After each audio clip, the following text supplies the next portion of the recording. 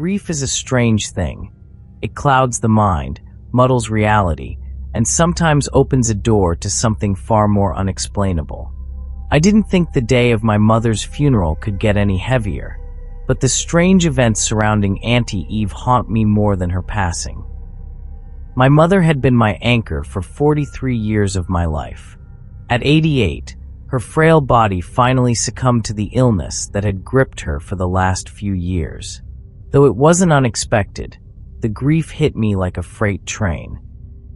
She had been everything to me, my guide, my confidant, my family. Watching her fade away was agony, but laying her to rest felt like losing her all over again.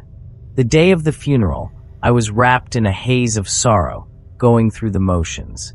The room where her body rested was filled with familiar faces, friends, and family offering their condolences.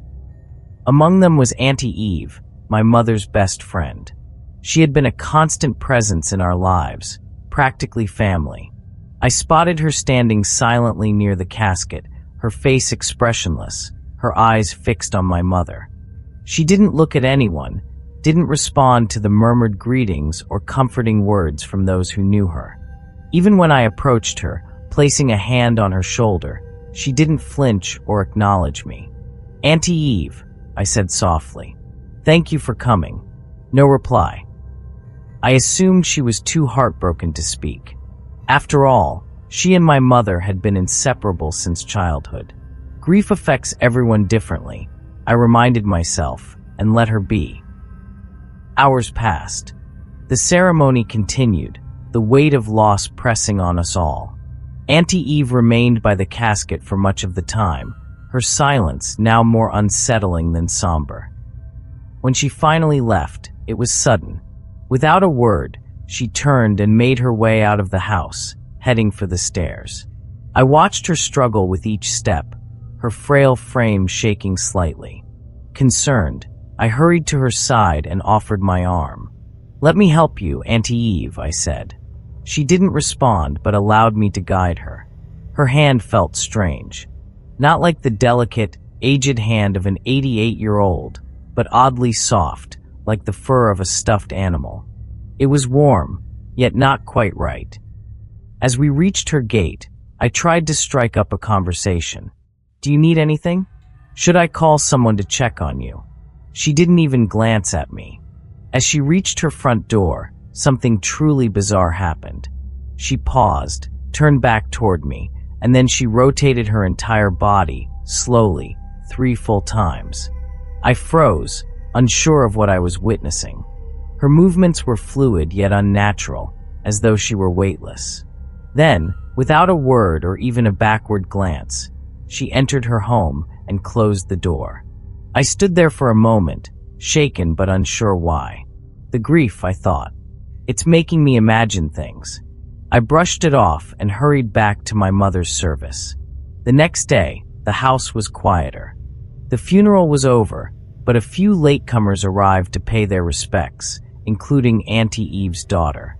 "I'm so sorry we couldn't make it yesterday," she said, offering her condolences. "Oh, it's okay," I said. At least Auntie Eve was able to come. Her face twisted in confusion. "What do you mean?" I frowned. "Your mother was here yesterday. She stayed for most of the service." She shook her head firmly. "That's impossible. Mom's been in the ICU for the past 3 days. She's unconscious." My stomach dropped. "No, I saw her. We all saw her. She stood by the casket the entire time. I even walked her home." Her expression hardened, her voice trembling. "Jovi, my mother hasn't left the hospital. She can't have been here." I tried to argue, but the certainty in her tone sent chills down my spine. Others who had seen Auntie Eve at the funeral chimed in, but her daughter remained adamant. As the conversation spiraled, memories flooded back, the unbroken silence, the strange softness of her hand, and most hauntingly the slow, deliberate rotations before she entered her home. It hit me like a punch to the gut. If Auntie Eve had been in the ICU, then who, or what, had come to my mother's funeral? That night, I couldn't sleep. The image of Auntie Eve's doppelganger replayed in my mind, especially the way she spun before entering her house. There was something deeply wrong about it, something I couldn't rationalize. The next day, I mustered the courage to visit Auntie Eve's home. The house was dark, its windows shuttered. I knocked, calling her name, but there was no response. A neighbor peeked out from their door and confirmed what her daughter had said. Auntie Eve hadn't been home in days. I stared at the house, dread pooling in my stomach. I remembered her silence, her hand, her otherworldly movements. What had I helped down the stairs? And as I turned to leave, I could swear I saw a flicker of movement behind the curtains, a shadow that didn't belong to anyone living.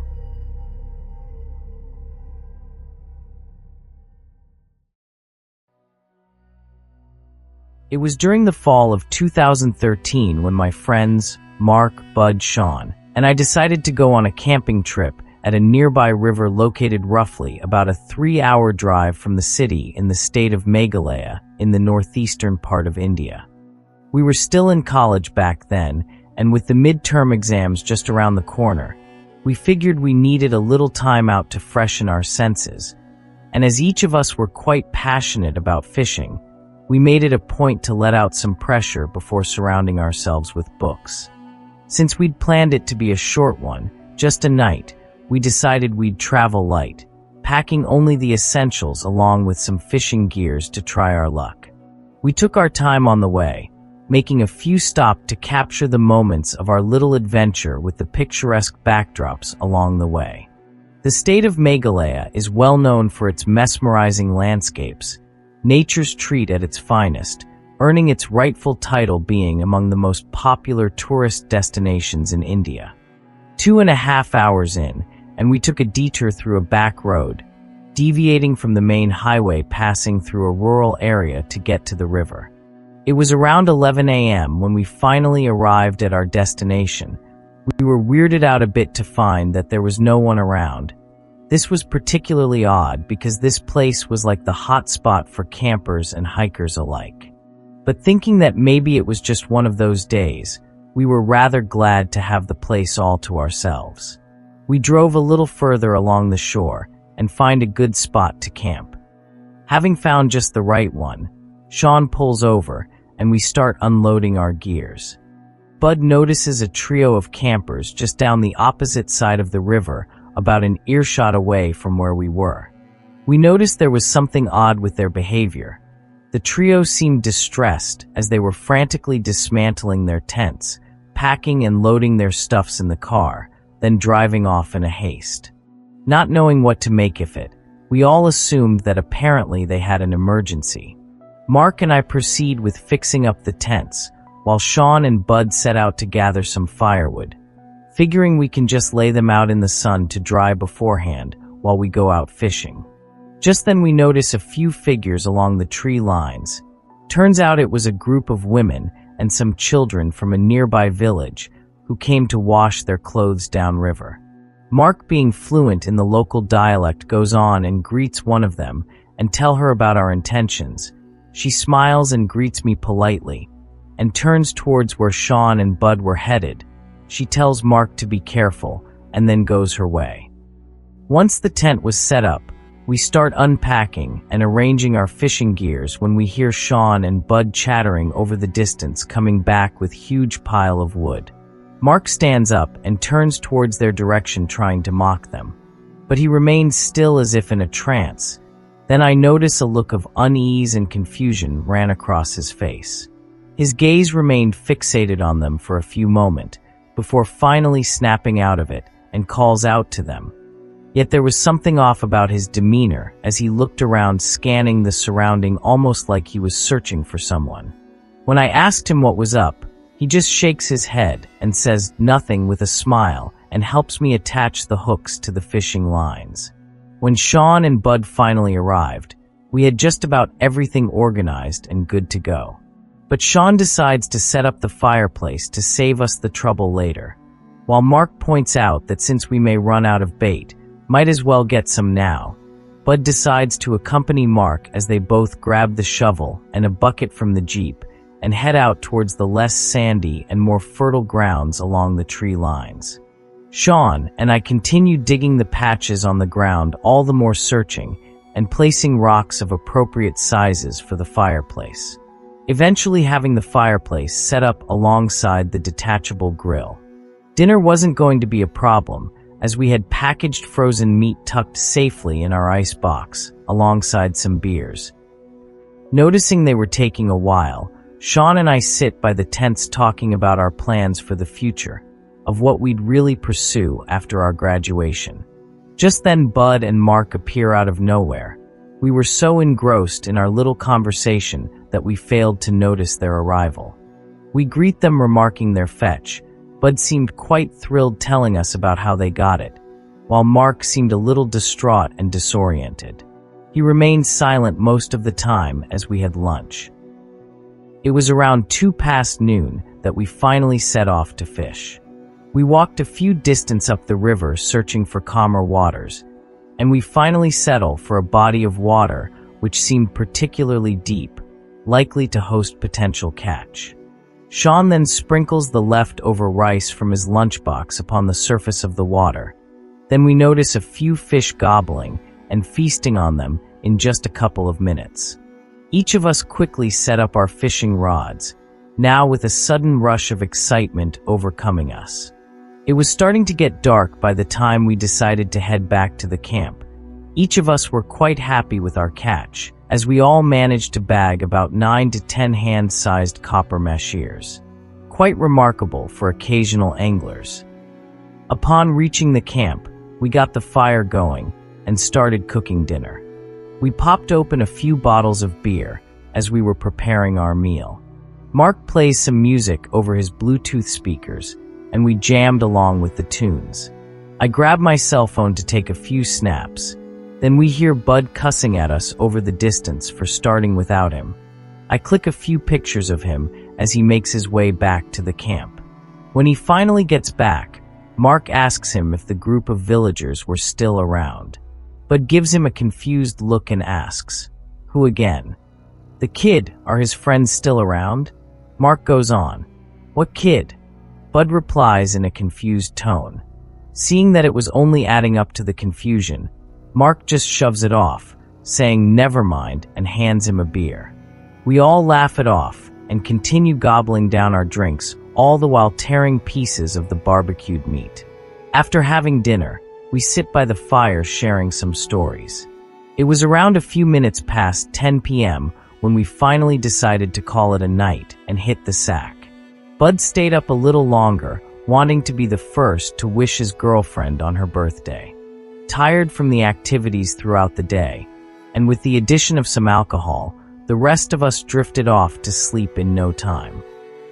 I was having a pleasant dream when I was awoken by a sudden push, followed by Mark calling to me, crouching down beside me. Still a bit dazed, I ask him what was wrong, and he whispers that there was something wrong with Bud. Still a bit drowsy, I had a hard time trying to comprehend the whole situation. I checked the time. It was 40 minutes past 12. Then I ask him what he meant. Right then Sean wakes up to our commotion, and Mark goes on telling us what he had seen. Apparently, he was awoken by the sound of Bud talking to someone. Assuming he was on the phone with his girlfriend, Mark decided to go back to sleep. But he noticed someone whispering, as if responding to whatever Bud was saying. He gets up to check if either Sean or I, who were sleeping in the other tent, were still up with Bud. Through the netting of the tent, amidst the dimly lit campfire, he could make out Bud walking around back and forth while on the phone with his girlfriend. But there was someone else with him, a small figure, about 3 feet. Suddenly realizing it was the same figure that he had initially mistaken for a child, as he'd caught glimpses of it over the distance throughout the day around Bud. But now, since he could see it up close, illuminated by the fire, it was clear that this was no child. The figure had disproportionate features, with arms about knee length and a long pointed nose and ears. It seemed to hop around almost in excitement, on one leg, following Bud closely as he walked back and forth and mimicking his every move. When he'd sit, the little figure would crouch down next to him. But as for Bud, he seemed completely oblivious to the little figure and the whole scenario around him. Mark was completely terrified at the sight unfolding in front of his eyes. Just then Bud hangs up the phone and walks towards the tent with the figure now walking on all fours, slowly following closely behind him.